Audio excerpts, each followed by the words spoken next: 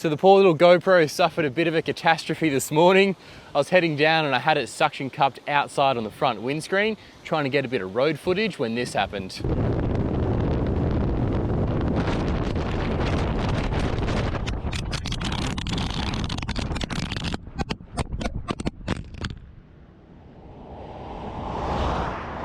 So at 100 kilometers an hour, the suction cups let go and the poor little GoPro has gone bouncing over the roof of the car, whacked into the canopy, gone bouncing between the canopy and the car before eventually falling down to the road below.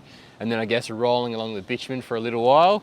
So I heard it as soon as it happened. I was, oh no. So I pulled over immediately, went running back, expecting to see it in the middle of the road with a truck going straight over it, you know, and a spray of GoPro pieces. But to my surprise, it had bounced its way to the edge of the road. So I went and I picked it up and I had a glass screen protector on it, which was smashed to pieces, as you can see there. But I peeled that off and the lens underneath is still completely intact. So that screen protector was a worthy investment. I'm very glad I installed that. Obviously it wasn't in this case when it was on the car. It was exposed like that. So you can see around the edge, it is a little bit scuffed up on that rubberized section. Bit of damage suffered there.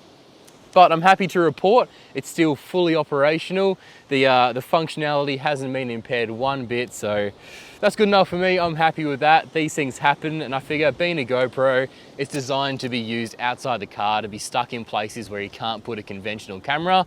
So I'm not too bothered by that. So long as it's still working, that's enough for me.